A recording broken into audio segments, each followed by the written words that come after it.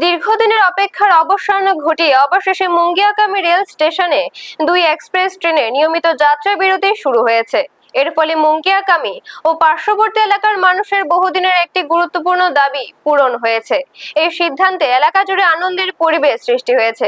এই উপলক্ষে রেল স্টেশনে এক অনুষ্ঠানের আয়োজন করা হয়। অনুষ্ঠানে উপস্থিত ছিলেন কৃষ্ণপুর বিধানসভা কেন্দ্রের বিধায়ক তথা রাজ্যের জনজাতি কল্যাণ দপ্তরের মন্ত্রী বিকাশ দেববর্মা, এমডিসি উৎপল দেববর্মা, রেল দপ্তরের আধিকারিক সহ অন্যান্য বিশিষ্ট ব্যক্তিবর্গ।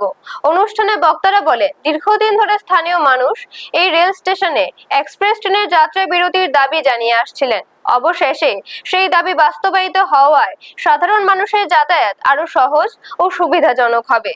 তাদের মতে, নতুন এই যাত্রা বিরতির ফলে ছাত্রছাত্রী, চাকরিজীবী, কৃষক, ব্যবসায়ী, রোগী সহ বিভিন্ন শ্রেণীর মানুষ উপকৃত হবেন।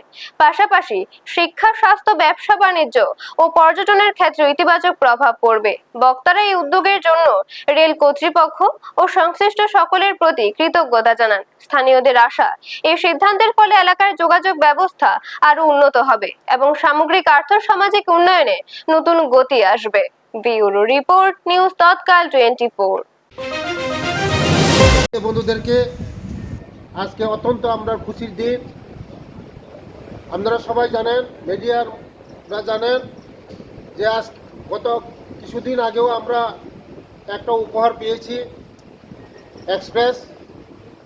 আজকে আরও 2টা এক্সপ্রেস আমরা উপহার পাচ্ছি। তার জন্য অত্যন্ত আমরা খুশি। এই অত্র এরিয়ার আমাদের জনজাতি ভাই বোনরা যারা পড়াশোনা করে রুগী, তাদের জন্য খুবই উপকার আসবে। আমাদের এই মুঙ্গিয়াকামী স্টেশনে এই এক্সপ্রেস দাঁড়াবে আগামী দিন। তার জন্য আমি ধন্যবাদ জানাই আমি দেশের যশস্বী প্রধানমন্ত্রী নরেন্দ্র মোদীজিকে এবং রেলওয়ে মিনিস্টার অশ্বিনী বৈষ্ণবজিকে এবং আমাদের রাজ্যের জনপ্রিয় মুখ্যমন্ত্রী প্রফেসর ডক্টর মানিক শেখকে ধন্যবাদ জানাই আমাদেরকে এই উপহার দেওয়ার জন্য। আপনারা দেখছেন নিউজ তৎকাল 24।